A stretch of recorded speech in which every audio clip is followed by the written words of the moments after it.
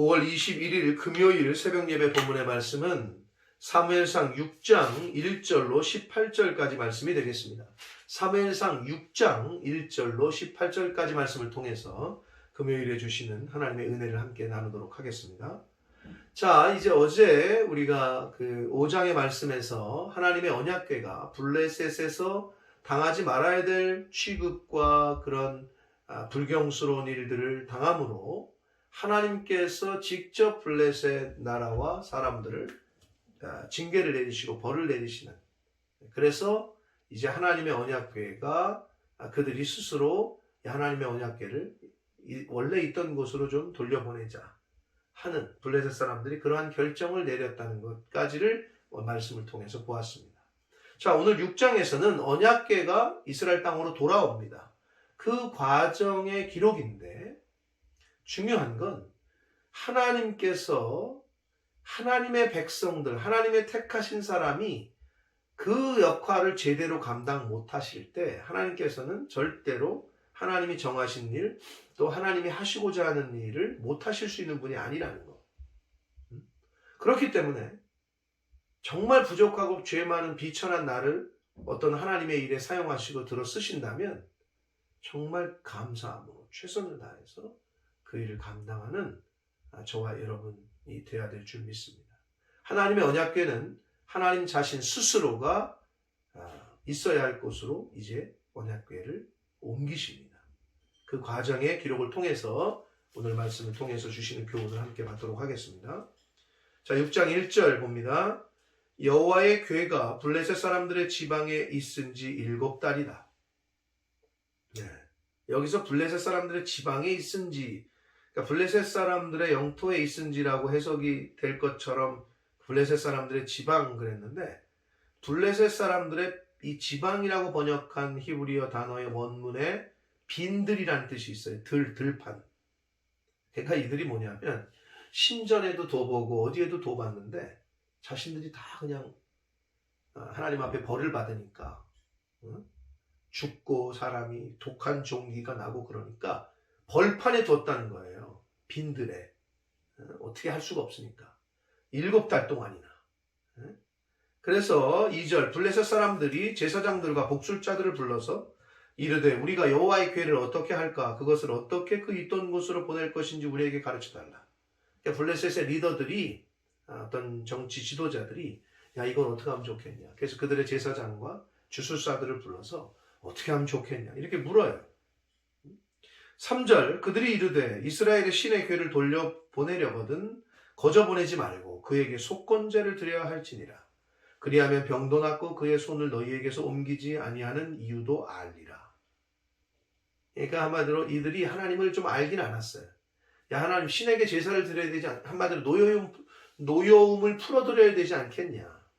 물론 여기서 속건제라는 표현을 썼습니다만은 레위기에 나오는 하나님이 정하셨던 그러한 하나님께 진정으로 연합되는 하나님께 영광을 돌리는 속건제는 아니고요. 그냥 이스라엘의 신을 노엽게 한 거를 풀어드리는 제사를 드려야 될 거다라고 이야기를 한 거예요. 4절 그들이 이르되 무엇으로 그에게 드릴 속건제를 삼을까 하니 이르되 블레셋 사람의 방백의 수요대로 금독종 다섯 부족 국가라 도시국가라 그랬잖아요. 그러니까 5명의 리더들이 있었던 거죠.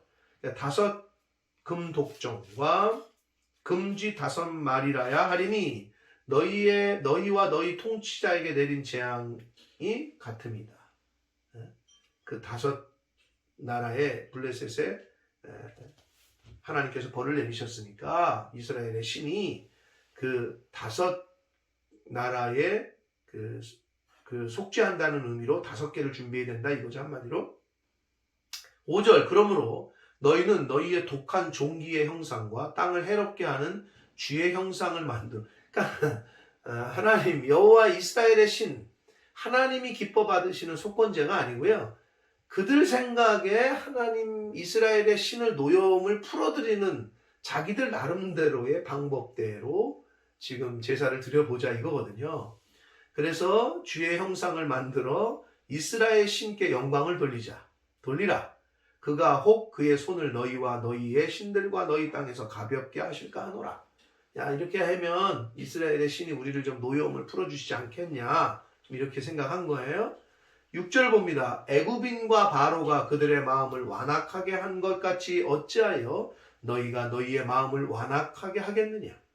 알긴 알아요. 출애굽 당시에 바로가 완악하게 해가지고 모세와 이스라엘 백성들을 나가는 걸 막고 했다가 벌받은 이 스토리를 알았던 것 같아요. 그가 그들 중에서 재앙을 내린 후에 그들이 백성을 가게 함으로 백성이 떠나지 아니했느냐. 너네 그 출애굽 역사 들었지 않냐. 이 여호와라는 이스라엘의 신이 역사한 거를 들었던 거는 같아요. 알고 있는 거는 같아요. 7절을 봅니다. 그러므로 새 수레를 하나 만들고 멍에를 메어보지 아니한 젖나는 소 2마리, 젖소 2마리, 젖이 나는 즉 새끼가 있는 2마리를 끌어다가 소의 수레를 메우고 그 송아지들은 떼어서 집으로 돌려보내라. 자, 여러분 여기서 잘 들으셔야 되는데 왜 이런 일을 하느냐 하면 새 수레에다가 갓 송아지 새끼가 있는 젖소 2마리, 암소 2마리를 멍에를 메어본 적이 없어. 그리고 새끼까지 있어. 이제 갓 난 새끼. 그 송아지 둘에다가 새 수레를 멍에를 매게 해서 이제 끌고 언약궤를 거기다 싣고 가게 한다는 거예요. 그래서 이들은 지금 뭐를 실험하고 있는 거냐? 벳세메스라는 이스라엘 땅으로 염소 그 송아지를 그 언약궤를 실은 마차를 보내라는 거죠. 수레를. 그럼 여러분 어떻게 했어요? 멍에를 매본 적이 없어요. 얼마나 답답하겠어요. 그 소가. 그리고 새끼까지 있어요. 모성 본능이 있잖아요.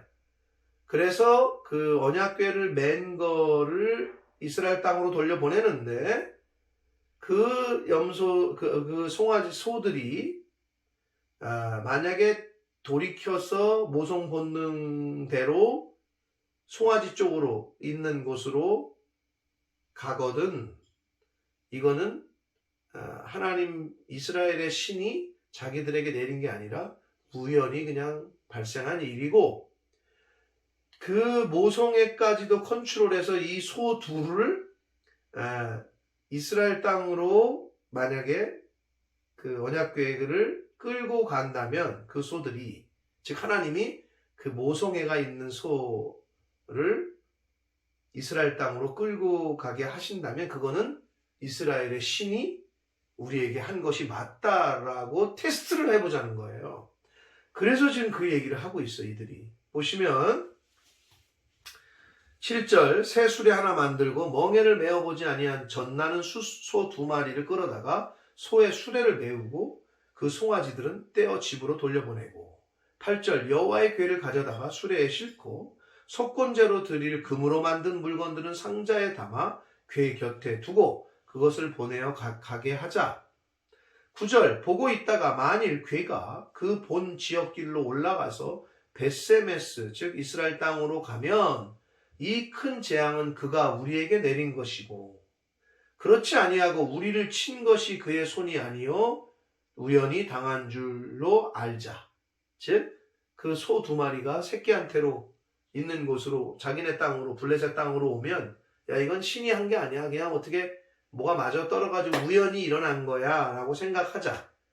근데 만약에 이 송아지가 있는 엄마 소들이 이스라엘 땅으로 가면 그거는 하나님 이스라엘의 신이 우리에게 벌을 내리신 걸로 우리가 인정하자. 이렇게 테스트를 하는 거예요. 10절을 봅니다. 그 사람들이 그같이 하여 젖나는 소 2를 끌어다가 수레에 메우고 송아지들은 집에 가두어요. 그러니까 엄마 모성 본능을 지금 테스트를 하는 거죠. 11절 여호와의 궤와 및 금쥐와 그들의 독종의 형상을 담은 상자를 수레 위에 실어요. 12절 암소가 벳세메스 길로 이제 출발시켜요. 그랬더니 성경에 보니까 벳세메스 이스라엘의 길로 바로 행하여 대로로 가요. 근데 갈 때에 울고 그러니까 모성애가 있는 거죠. 송아지들을 젖먹여야 되는데 그러니까 우는 거예요. 그런데 하나님께서는 그 송아지들을 당연히 컨트롤하셔서 이제 이스라엘 땅으로 가게 하시는데 보니까 좌우로 치우치지 아니하였고 울긴 울어요. 송아지들 자식들을 생각하면서. 그러나 하나님의 명령이기 때문에 하나님의 언약궤를 가지고 이스라엘 땅으로 좌우로 치우치지 않고 직진해서 갔다는 거예요. 블레셋 방백들은 벳세메스 경계선까지 따라가요. 이제 어떻게 되나 보려고 따라가는 거예요. 13절, 벳세메스 사람들이 골짜기에서 밀을 베다가, 밀 베는 시기, 이제 추수하는 시기였어요. 눈을 들어보니 괴가 오고 있어요. 괴를 보고 너무 기뻐해요. 14절, 수레가 벳세메스 사람 여호수아의 밭, 큰 돌 있는 곳에 이르러 섰어요. 넘어왔어요. 한마디로 국경 보도를 넘어서 벳세메스. 근데 특별히 그 벳세메스 사람 여호수아의 밭에 있는 큰 돌, 그 지역을 특정하기 위해서 지금 성경은 가르쳐주고 있어요. 큰 돌 있는 곳에 이르러 섰어요. 그러니까 하나님께서 역사하신 거죠. 이스라엘 그 블레셋 사람들의 실험은 이제 하나님이 역사하신 걸로 이제 끝나게 돼요. 무리가 수레의 나무를 패고 그 암소들을 범죄물로 여호와께 드리고, 이제 넘어왔잖아요. 그래서 그 새 수레, 언약궤를 실었던 수레를 다 패가지고 장작 삼아서 그 암소들, 끌고 왔던 암소들을 또 번제 다 죽여서, 번제는 완전히 하나님께 불태워 하나님 완전한 헌신, 완전한 그 순종을 뜻하거든요. 그것을 불태워서 하나님께 제사를 드렸다라고 기록하고 있습니다. 번제물로 여호와께 드리고, 15절, 레위인은 여호와의 궤와 그 궤와 함께 있는 금 보물 담긴 상자를 내려다가, 왜냐하면 언약궤와 그 언약궤를 만지거나 운반할 수 있는 사람은 하나님이 구별하신 레위인들이 됐기 때문에 그 레위인이 그렇게 했고, 큰 돌 위에 두어요. 큰 돌 위에 올려놓게 됩니다. 자, 그래서 그 레위인들이 여호와의 언약궤와 함께 있는 그 보물을 담긴 상자를 이제 운반을 하고, 왜냐하면은 언약궤와 그 하나님의 관련된 성전에 또 하나님의 언약궤와 관련된 모든 것들을 운반하고 하는 일은 구별된 레위인들이 할 수 있었기 때문에 당시 이제 레위인들이 그렇게 하게 됩니다. 그러고 나서 그 하나님 앞에 번제와 다른 제사를 또 드렸다 그래요. 그러니까 언약궤가 돌아온 것을 이스라엘 백성들이 얼마나 기뻐했는지를 우리가 알 수 있는 대목입니다. 자, 그렇게 하고 나서 이 블레셋 그 방백들, 리더들이 이스라엘 보도까지, 국경까지 쫓아왔다가 이제 그것을 보고 그날로 에그론으로 돌아갔다라고 성경은 말하고 있습니다. 자, 17절, 18절에서는 하나님 앞에 블레셋 사람들이 드렸던 그 제물에 대해서, 예물에 대해서 다시 한번 언급을 하는데, 17절 보시면 블레셋 사람이 여호와께 속건제물로 드린 금 독종은 이러하니, 자, 블레셋은 다섯 개의 도시를 연합해서 세운 나라라 했습니다. 그래서 아스돗을 위하여 하나, 가사를 위하여 하나, 아스글론을 위하여 하나, 가드를 위하여 하나, 그리고 에글론, 이 5개의 도시 이름이 언급되어 있어요. 이거가 이 도시를 합쳐져 있는 것을 블레셋이라고 불렀던 거예요. 자, 그런데 18절을 좀 중요한데, 18절을 보시면 드린 바 금 쥐들은 견고한 성읍에서부터 시골의 마을에까지, 그리고 사람들이 여호와의 궤를 놓은 큰 돌에 이르기까지 5 방백들에게 속한 블레셋 사람들의 모든 성읍들의 수대로 드렸다는 거예요. 근데 여러분, 그 앞에 있는 5절에서 보면, 그 4절 5절에서 보면 금 독종 5과 금지 5마리라고 그 블레셋 제사장들과 주술사들은 얘기를 했거든요. 근데 여기 보면 마지막 18절에 이들이 드린 예물은 금쥐의 숫자가 그 모든 성읍의 수대로였다고 기록하고 있어요. 무슨 얘기냐? 하나님의 그 심판과 하나님의 그 능력이 블레셋 온 지방의 지역에까지 퍼졌고, 그래서 그들이 생각할 때에, 야, 이스라엘의 신의 노여움을 풀기 위해서는 우리도 드려야 된다. 우리도 드려야 된다. 우리도 드려야 된다. 독종 5개, 금쥐 5개라고 블레셋의 그 제사장들과 주술사들은 얘기를 했지만 백성들의 실제 느끼는 그 데미지는 컸던 거죠. 그래서 이스라엘의 신의 노여움을 풀어드리기 위해서 야 우리도 드리자 해가지고 블레셋에 있던 모든 작은 마을까지의 숫자까지도 모든 성읍의 수대로 하나님 앞에 그 이스라엘의 신인 여호와의 앞에 그렇게 예물을 드렸다라고 성경은 말씀을 하고 있습니다. 블레셋에서 모든 지방에서부터 큰 돌이 있는 즉 베세메스 그러니까 블레셋 모든 영역을 다 말한다고 할 수가 있겠습니다. 사랑하는 성도 여러분, 오늘 하나님의 언약궤가 블레셋에서부터 원래 있어야 할 자리 이스라엘 땅까지 돌아오는 과정을 오늘 6장에서 말씀을 했습니다. 하나님의 택하신 백성이었던 이스라엘 백성들이 그 역할을 할 수가 없자 왜? 타락했기 때문에 하나님께서는 하나님 자신의 능력과 하나님 자신의 힘으로 언약궤를 이스라엘 땅으로 옮기셨습니다. 자, 그 과정에서 블레셋의 그 두 암소가 여기 나오고 있는데 이 두 암소, 새끼가 있었던 이 두 암소들의 모습이 우리에게 큰 교훈을 줍니다. 그들은 태어나서 처음 멍에를 맸었고 새끼를 두고 갈 수밖에 없었고 하나님의 강권적인 인도하심으로 그들은 이스라엘 땅으로 향하여 좌로나 우로나 치우치지 않고 직진할 수밖에 없었고 그리고 그들의 결국은 번제물로 하나님 앞에 태워져서 드려지는 그러한 최후를 맞이했습니다. 이것은 오늘날 하나님의 자녀된 성도들의 삶의 자세를 보여주고 있습니다. 때로는 성도는 자신의 의지와 상관없이 십자가를 져야 될 때가 있습니다. 때로는 자신의 의지와 상관없는 사명을 받을 때가 있습니다. 이 두 암소처럼. 그럴 때 우리는 어떻게 해야 됩니까? 좌로나 우로나 치우치지 않고 맡겨진 십자가의 길, 맡겨진 사명의 길을 가야 될 줄 믿습니다. 그리고 마지막에는 완전히 하나님 앞에 태워져서 번제로 드려졌던 암소처럼 온전한 헌신과 온전한 순종을 하나님 앞에 보여드려야 될 줄 믿습니다. 그러한 삶을 사시는 저와 여러분이 되어야 될 줄 믿습니다.